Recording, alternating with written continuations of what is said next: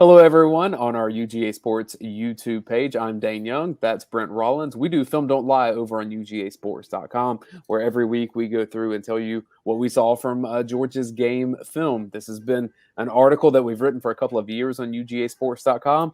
Now it's video only, and that's because we really want to do a good job of illustrating what we see and why it matters.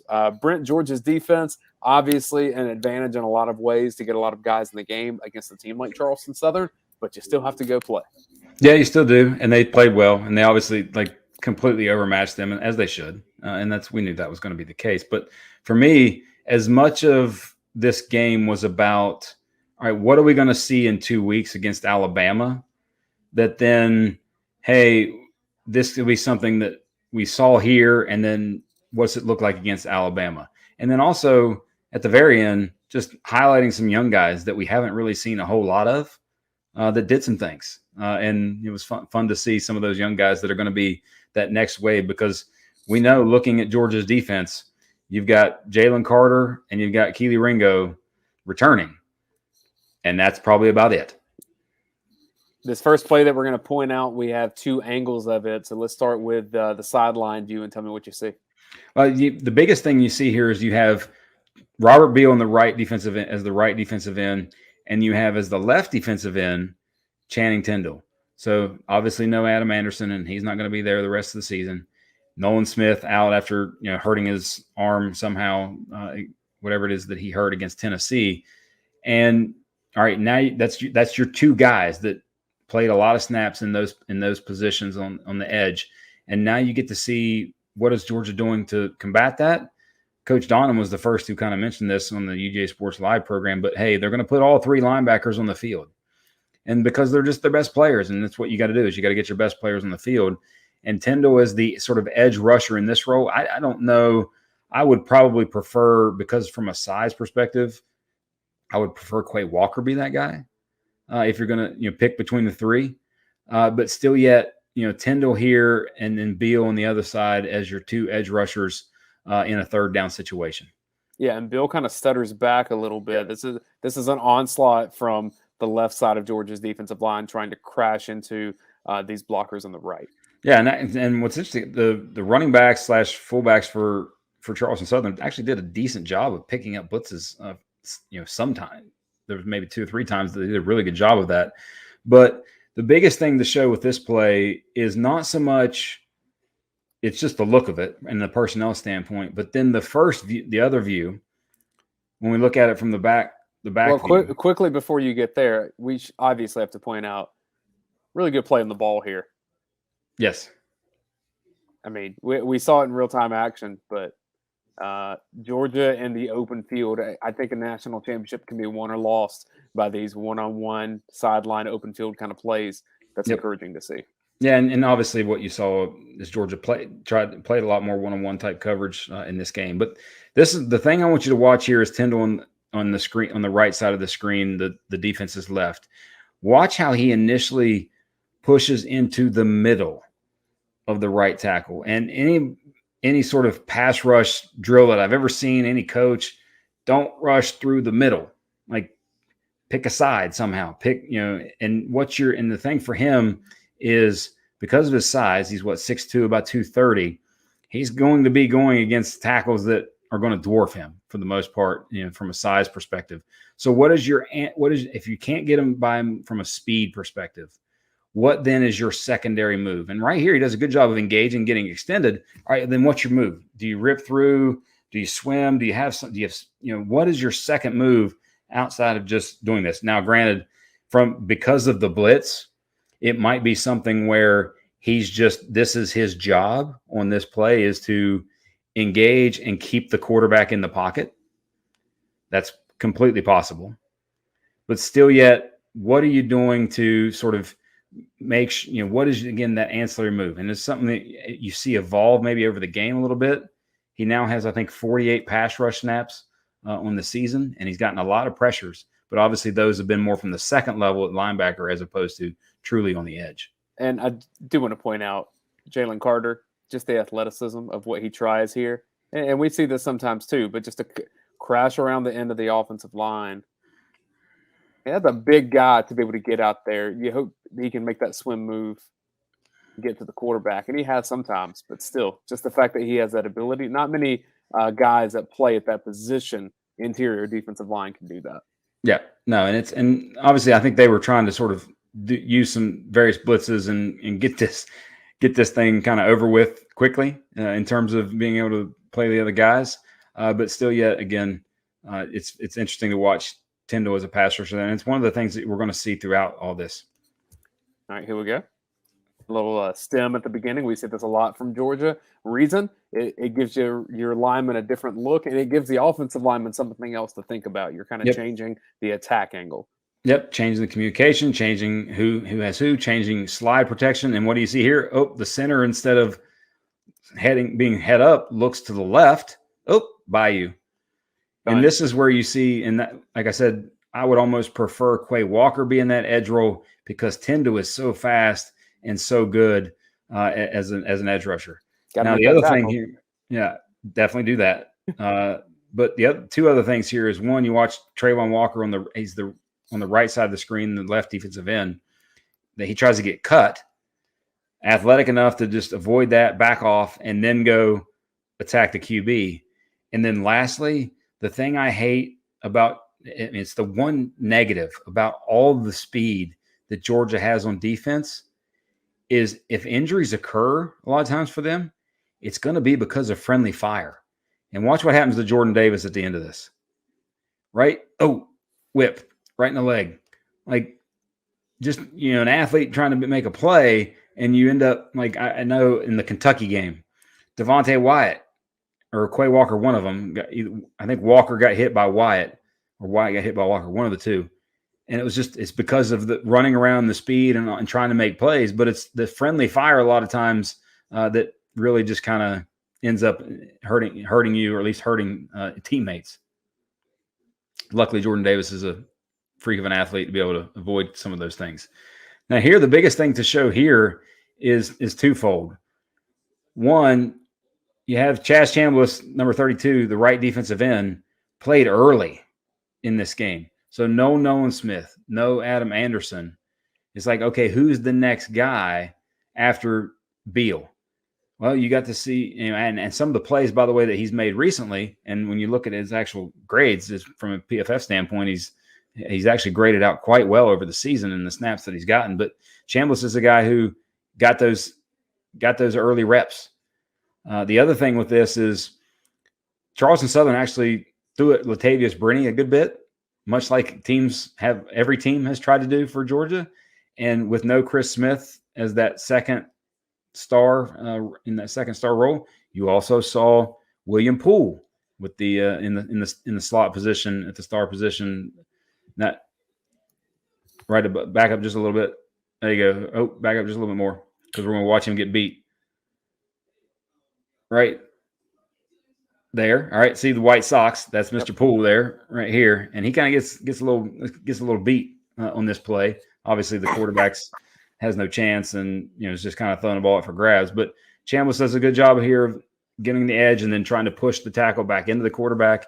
And then William Poole actually played solid and graded out well in the game, getting a lot of reps. And that's an experienced player that you might need in a game, in 2 weeks, depending upon how Alabama chooses to attack Georgia and possibly even attack Latavius Brini in the slot if he's there at star in that game.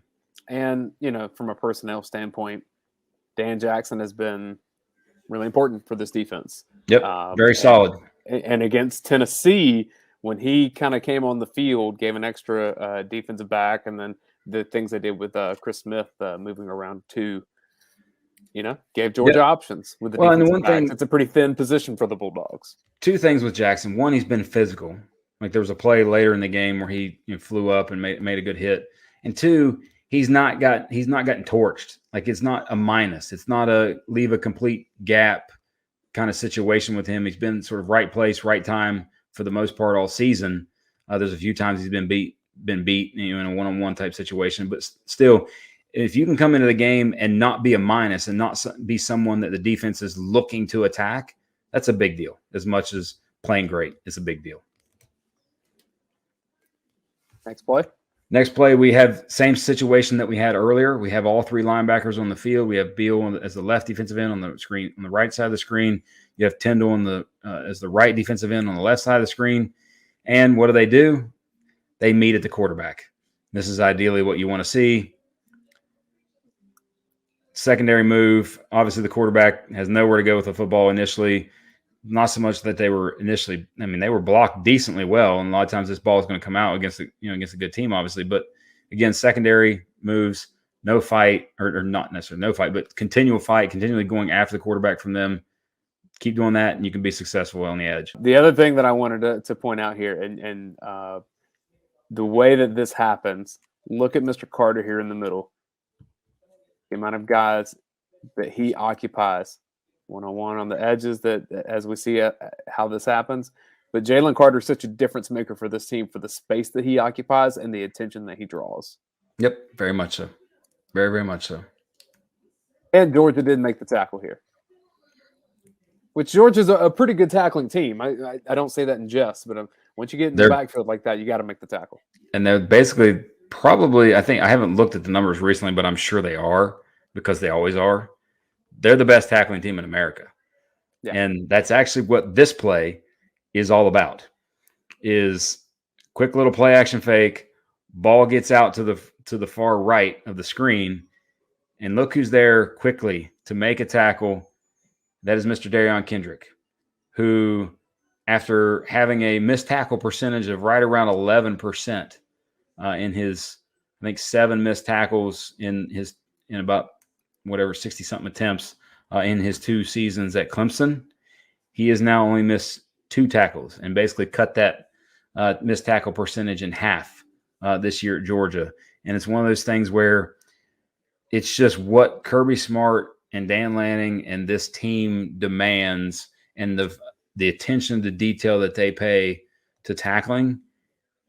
It's impressive just to see week in and week out of how impressive just this team as a whole is as a tackling unit. Well, and in theory, if he does not make this tackle, you have 2 blockers here if they do their job, and a lot of green space here. Yep. So that's why you have to play well on the edges, and Georgia will be tested there. You think about a team like Ohio State and the receivers and the quality they have. I mean, Dayne Kendrick will have a lot of opportunities to show off what he can do for NFL scouts, which I think we've said this for a while. This guy's a first-round talent. Yep. And very possibly a top 50 type pick in the upcoming draft. And especially because of what he's shown this season. But, like you said, tests. All right, you got Mechie and Jameson Williams in 2 weeks. Have at it. You're going to have to make plays against those guys and limit the yards after the catch, because especially with Mechie, because that's what his game is very much about. Well, because if you're an offensive coordinator and you see Georgia's defensive front, you see Jordan Davis and Jalen Carter and Trayvon Walker, and then all these linebackers with Tyndall and Dayne and Quay Walker, you're like, hey, let's just play away from them. And so when you do that, that's on Ringo and Kendrick at that point to be able to handle the edges until at least help can arrive from the other defensive backs or linebackers, because as we've seen a lot, Nakobe Dean is really helpful in tackling in space. Yep, very much so. Here you see both Tyndall and then Chambliss on the edges again, and they're handled. Like, they get taken care of, blocked. Now you got your linebacker sitting there when the quarterback steps up and tries to make a run play. When he gets through there, right there, and you got your linebackers just sitting there waiting. And this is obviously a sort of long yarded situation, but still yet it's not like they won their one-on-one matchup on the outside. And this is obviously against Charleston Southern, not against Evan Neal in Alabama. I'm just always marveling at Trayvon Walker's athleticism. He's the next level athlete. I mean, there's a reason, like Dane Brugler for The Athletic, I think was one of the better ones that covers the draft. In addition to, friend of the podcast, friend of the UGAsports.com YouTube channel, Dana Jeremiah. Those two are probably, to me, the 2 best. And he had him at 9th on his top 50 board that he recently released. That's Trayvon Walker. Yeah. It's because, and I've sort of made this comparison before, like Rashawn Gary from Michigan a couple years ago. Like, Chase Winovich was a much more productive player at Michigan, but Gary was taken 12th because of the athletic profile, because of what he can be. And that's what Trayvon Walker is somebody who can be, from an athletic standpoint, just the best athlete on the field. He and Quay Walker have really been playing well together of late. And I see them around a lot of the same areas in terms of like tackling, and that they're both good athletes. And Quay Walker has made himself some NFL money this year too.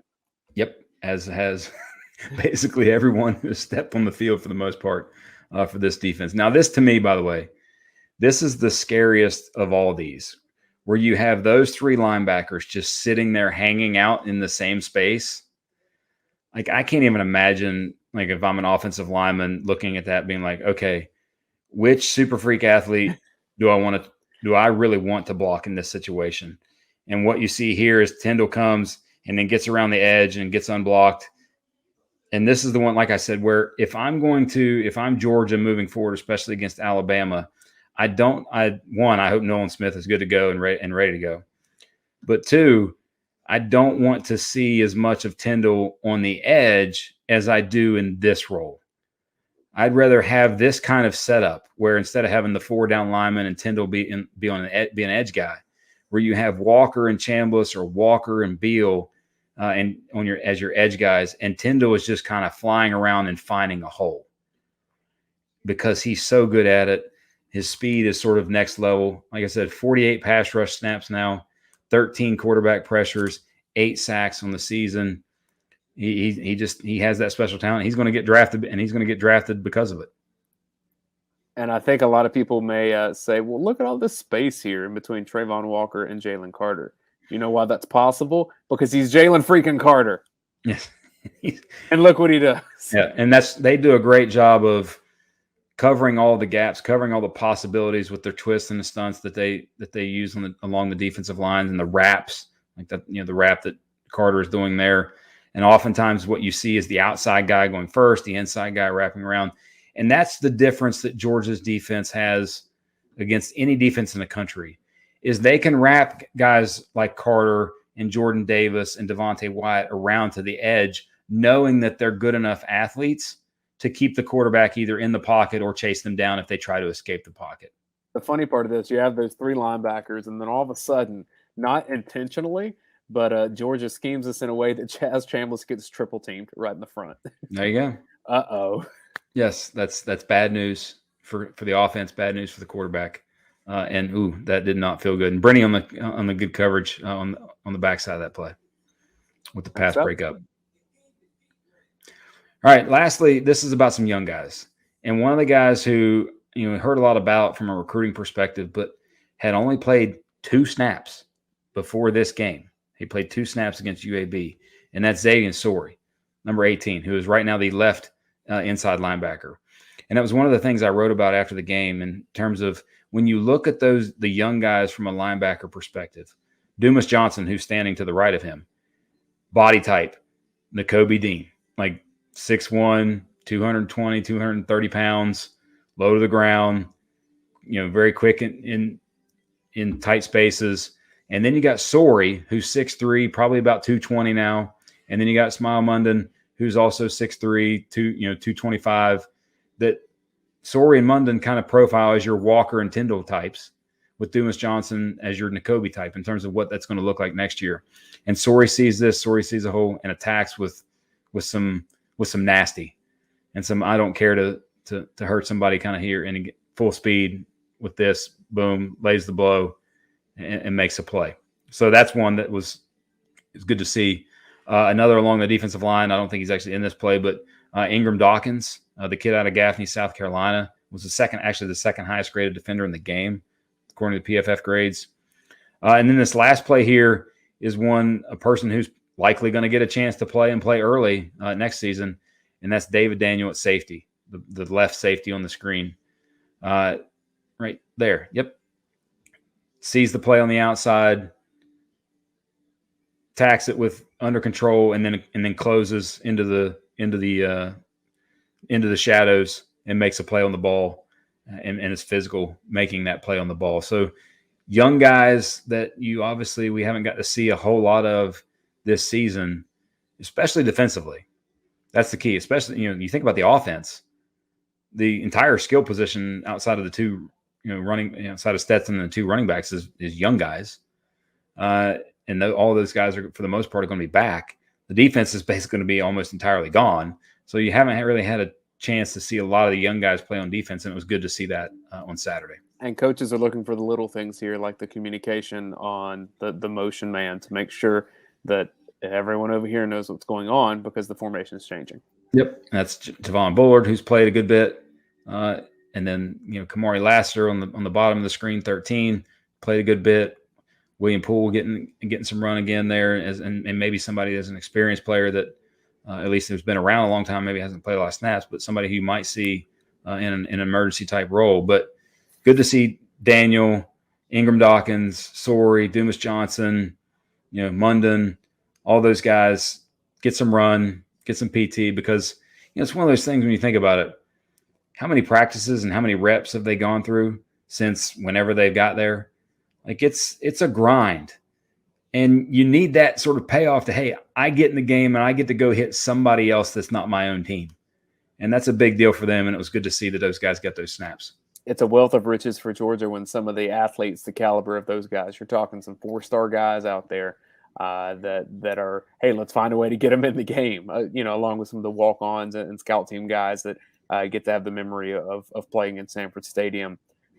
Get to know these guys' names, though, because it's going to be some attrition off of Georgia's defense after this particular run is over, and it's going to turn over fast. And so a lot of these names that we're talking about, I think you're going to see not only a lot of playing time next year, but 4 or 5 of these guys are going to be starters.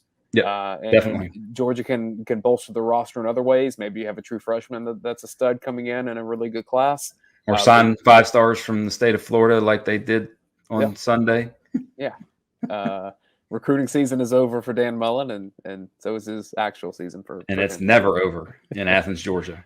It is not. The other thing that's not over is Film Don't Lie as a whole, although this particular episode is. What I mean by that is that we will have another Film Don't Lie next week for Georgia versus Georgia Tech. We usually do offense and defense. If there's a great special teams play in there as well, we are getting this thing honed up so you can understand what's happening with the Georgia Bulldogs better than anyone else here on the YouTubes. Make sure you subscribe to this YouTube channel.